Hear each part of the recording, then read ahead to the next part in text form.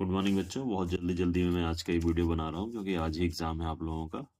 और ये जो वीडियो है ये कोऑर्डिनेशन कंपाउंड से रिलेटेड है। सबसे पहले क्या है, एम्बिडेंटेड लिगेंड है। एम्बिडेंटेड लिगेंड क्या होते हैं? ये मोनोडेंटेड लिगेंड होते हैं और जिनके पास दो डोनर साइट्स होती है। जैसे हमारे पास एक NO2 है, एक CN है और SCN है। ठीक है, तो ये जरूर याद रखना कि ये NO2 CN और SCN। NO2 को नाइट्राइटो कहते हैं, साइनाइडो कहते हैं और थायोसाइनाइडो SCN को कहते हैं। ठीक है ना, ये मोनोडेंटेड लिगेंड होते हैं, तो जरूर ध्यान रखिएगा। तो एम्बिडेंटेड लिगेंड्स क्या होते हैं? मोनोडेंटेड लिगेंड्स होते हैं विच हैज क्या है, टू डोनर साइट्स। सेकंड क्या है, चिलेटिंग लिगेंड्स है। चिलेटिंग लिगेंड्स क्या होते हैं? चिलेटिंग लिगेंड ऐसे लिगेंड्स होते हैं जो सेंट्रल मेटल के चारों तरफ क्या है, रिंग का फॉर्मेशन करते हैं। उसमें एक EN है, EN को एथिलीन डायमीन कहते हैं। दूसरा C2O4 2 माइनस है जिसे ऑक्सीलेटो कहते हैं। और EDTA4 माइनस है जिसे हम ethylene diamine tetra acetate ion कहते हैं। EDTA4 माइनस की जो डेंसिटी होती है वो 6 होती है।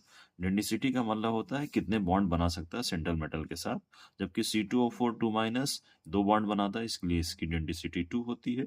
EN की डेंसिटी भी क्या होती है, 2 होती है। अगला जो क्वेश्चन रिलेटेड है वर्नर्स थ्योरी से रिलेटेड है। इससे एप्लीकेशन पार्ट पूछे जा सकते हैं।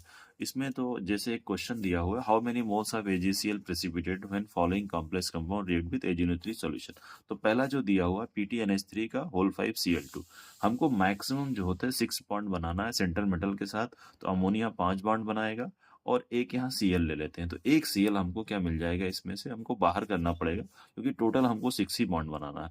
तो एक Cl माइनस अगर आएगा तो 1 मोल AgCl क्या है, वो बन सकता है। ठीक है ना, बनेगा। PDNH3 का होल 4Cl2 ये एक एक्सेप्शनल केस है। PD मैक्सिमम जो होता है वो 4 लिगेंड रख सकता है, 6 लिगेंड नहीं। इसलिए 4 अमोनिया को रख लेगा तो 2 Cl क्या हो जाएंगे, माइनस बाहर हो जाएंगे। इसलिए यहाँ पे 2 मोल AgCl बनेगा। नेक्स्ट केस है CrNH3 का होल थ्राइस Cl3। इसमें टोटल अगर देखें तो NH3 3 बॉन्ड बनाएगा, Cl जो होता है वो 3 बॉन्ड बनाएगा बिकॉज Cl3 है। तो टोटल 6 बॉन्ड बनेंगे, तो कोई भी Cl माइनस यहाँ पे 0 Cl माइनस रहेंगे, इसलिए 0 AgCl मोल, मतलब no moles of AgCl precipitated. Next question related है tetrahedral complexes do not show geometrical isomerism. Very very important है। टेट्राहेड्रल कॉम्प्लेक्सेस में जो सेंट्रल मेटल होता है उसके साथ जो है यूनिडेंटेड लिगेंड्स अटैच होते हैं, तो लिगेंड की एक दूसरे से जो डिस्टेंस होती है वो सेम होती है। मतलब relative position of ligand attach to central metal atom are same with respect to each other. So tetrahedral complexes do not show geometrical isomerism. अगला जो वेरी वेरी इंपॉर्टेंट है स्ट्रक्चरल आइसोमेरिज्म। स्ट्रक्चरल में एक linkage होता है, coordination होता है, ionization होता है, सॉल्वेट या हाइड्रेट कहते हैं। लिंकेज को पहचानने के लिए ये तरीका है कि उसमें एम्बिडेंटेड लिगेंड अगर मौजूद है, ठीक है ना, तो उसमें हम लिंकेज आइसोमेरिज्म, लेकिन कोऑर्डिनेशन स्फीयर के अंतर होना चाहिए, ये थोड़ा सा ध्यान रखना है। कोऑर्डिनेशन आइसोमेरिज्म में आपको ये ध्यान रखना है कि जो है 2 सेंट्रल मेटल होंगे, 2 कोऑर्डिनेशन स्फीयर होंगे, ये पहचानने का तरीका है। आयनाइजेशन में सेंट्रल मेटल के कोऑर्डिनेशन स्फीयर के अंदर और बाहर दोनों में नेगेटिव लिगेंड्स होंगे, तो वो आयनाइजेशन आइसोमेरिज्म होगा। सॉल्वेट में क्या होगा, सेंट्रल मेटल के अंदर सॉरी कोऑर्डिनेशन स्फीयर के अंदर जो होता है वो निगेटिव लिगेंड होंगे और कोऑर्डिनेशन स्फीयर के बाहर क्या होंगे, वाटर होंगे। दोनों का एक्सचेंज होगा तो हम पहचान सकते हैं कि ये सॉल्वेट आइसोमेरिज्म। नेक्स्ट जो क्वेश्चन है वो रिलेटेड है स्प्लिटिंग डायग्राम से रिलेटेड है।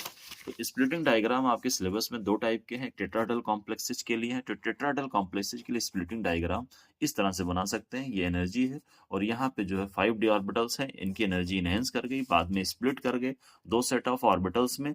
एक है आपका Eg, दूसरा है T2g। ठीक है ना, और इसके बीच की जो एनर्जी है इसे डेल्टा ओ कहते हैं, जिसे क्रिस्टल फील्ड स्प्लिटिंग एनर्जी कहते हैं। तो ये थोड़ा सा ध्यान रखिएगा, ये क्वेश्चन आ सकता है।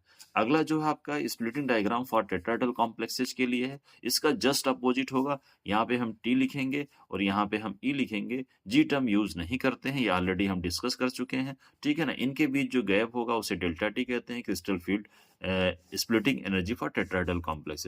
दोनों में क्या रिलेशन होगा ये जरूर याद रखिएगा। डेल्टा ओ हमेशा डेल्टा टी से ज्यादा होता है, जो delta O is equal to 9/4 delta T होगा। ठीक है ना, अगला क्वेश्चन है जो है ये metal ion has D5 configuration, write the electronic configuration in presence of a weak field ligand and a strong field ligand। weak field ligand का मतलब हो गया डेल्टा ओ कम होगा, तो डेल्टा ओ कम होगा तो ये एनर्जी गैप कम होगी, और जब एनर्जी गैप कम होगी तो क्या होगा, इलेक्ट्रॉन्स जो होता है पहले इस ऑर्बिटल्स में आएंगे, उसके बाद ऊपर वाले ऑर्बिटल्स में जाएंगे, तो कॉन्फ़िगरेशन क्या हो जाएगा, T2g3 एंड Eg2 हो जाएगा। लेकिन अगर डेल्टा ओ ज़्यादा होगा तब इलेक्ट्रॉन्स जो होता है लोअर एनर्जी लेवल से हायर एनर्जी लेवल में नहीं जाएंगे, तो टोटल क्या हो जाएंगे, T2G5 होगा और Eg क्या हो जाएगा, 0 हो जाएगा। तो ये भी थोड़ा सा ध्यान रखिएगा, ठीक है ना।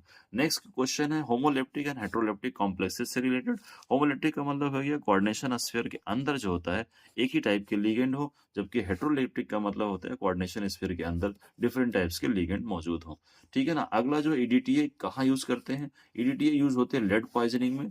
लेड पॉइजनिंग को रिमूव करने के लिए EDTA का इस्तेमाल किया जाता है।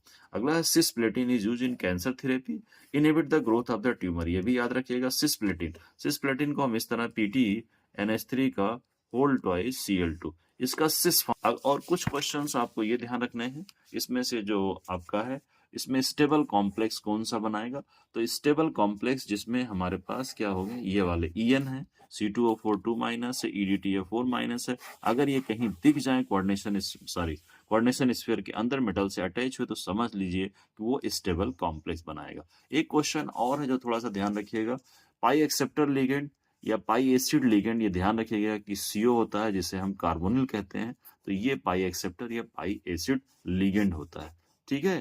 तो इस तरह से आप थोड़ा सा चैप्टर को जल्दी जल्दी से रिवाइज कर लीजिए। बहुत बेसिक चीजें बताई है, सारी चीजें हमने नहीं डिस्कस की हैं।